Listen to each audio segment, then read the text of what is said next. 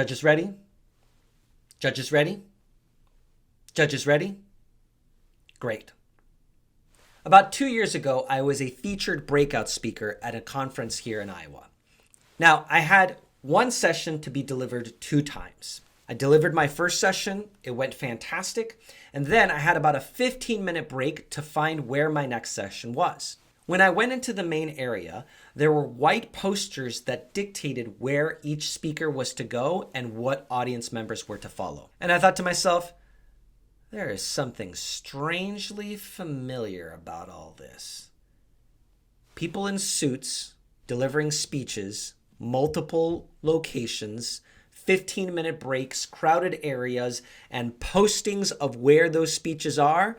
It took me right back into the world of speech and debate. There are moments in your life that you know define you. And I know that me joining my high school speech and debate team was probably the most influential decision that I have ever made in my life. It gave me opportunities I would have never had. It let me travel to places I would never have seen. And most importantly, the skills that I learned opened up doors for me that, again, would never be open for me otherwise. I still contend that speech and debate is the best training for public speaking, rhetoric, communication, research, also marketing, learning how to travel, learning how to engage with difficult people, learning how to be a team, learning how to be a leader. Basically, if it had to do with people and communication, you were very, very well trained for that. This week, we are celebrating official Alumni Ambassador Week, where alumni of the National Speech and Debate Association get to celebrate and promote the wonderful activities that are included in this academic sport. And I'm celebrating this week by sharing some of the most important lessons that I learned in speech and debate that helped me be successful as a professional public speaker. All right, judges ready? Great, let's go. Lesson number 1, appearance matters. Now listen, I like to be unique in high school, like really unique. Okay, here's my confession.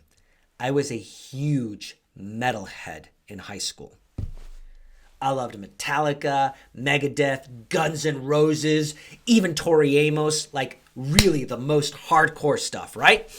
And I loved having my hair long, and I loved just expressing myself visually like that. I quickly learned, however, that when you attend a speech and debate competition, you need to dress professionally. Well, me being unique and authentic, I thought, pish pah! No, the judges are just going to be impressed by my beautiful eloquence and my dramatic persona and being so awesome. They weren't, because they couldn't get past the fact that my hair looked like a rat had vomited on it. I up-leveled my appearance, but even then, after I got my hair cut, it wasn't quite enough. Now, let me pause here for a second, because there is some push and pull about equity and inclusion and who can afford really nice suits. And trust me, I've had those discussions. But what I did learn is that it doesn't take a lot of money to look nice, at the very least put together. What speech and debate activities taught me was that your appearance matters because it is a representation of how you respect yourself. If you don't respect yourself and you don't respect the content that you're delivering, how do you expect others to do the same? Lesson number 2, comparison matters. What? Did he just say comparison matters? Isn't comparison bad? Again, yes and no. We can have this discussion all day long, but here's what I mean. When you were competing in speech and debate, you got an opportunity to see a lot of other high schoolers compete in the same events that you were competing in. So not only did you get to enjoy their performances, you also got to learn from them. Now, don't get me wrong. I sat through some not so great speeches in my day. But I also sat through some really, really powerful and impactful performances that I still remember to this day. And with that comparison of what are they doing that I'm not? What do they have on stage that I don't?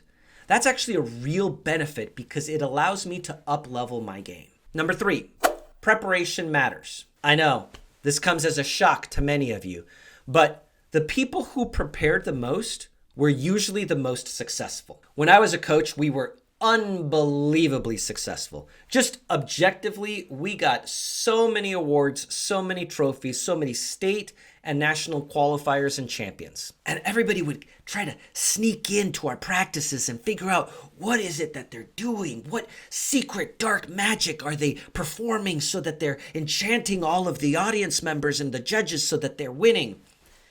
Let me tell you, it was nothing more than grit and hard work. We prepared more than any other team, which meant that we were successful more than any other team. The preparation doesn't just help in balancing the nerves, but it also helps in delivering a quality product to your audience, which is really the most important thing. Number 4, novelty matters. The brains crave novelty. Now, imagine being a speech and debate judge, and you sit down and you watch 6 speeches 3 times over. That is 18 speeches, and that's just in the morning session. Now, after you've seen one speech, you kind of seen them all. And so judges and all audience members are looking for something new, something fresh, something that's going to get them off balance, something that's going to really shock them and impress them, that's going to break a pattern. And that still stands true today. Is that when you are a speaker, you get to incorporate something novel in your speeches to capture your audience's attention. And the final lesson that I want to share with you today is that integrity matters. Look, I was a squirmy high schooler. I'm sure you were a squirmy high schooler at one point. All high schoolers get squirmy and shady and weird a lot of the times. But something that I learned is that my offstage behavior, my offstage presence, the way that I conducted myself when I wasn't in speech rounds mattered just as much, if not more, than my actual performance. Because keep in mind that audience members want to trust the speaker. And you can't trust a speaker that isn't aligned with their integrity. I'm going to give you one final lesson that I've learned in speech and debate, and it's something that I carried with me all throughout high school and college and early on in my career. And really, before every single speech that I give, I always remember this lesson. The lesson is 2 words: no choice. It's a mantra that when you step up in front of an audience, you have no choice. You have no choice but to deliver your absolute best.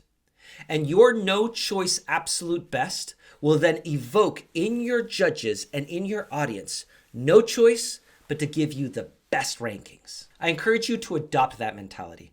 If you're a high school speech and debate student or an aspiring keynote speaker, before you speak, think to yourself, no choice. I know I might have nerves.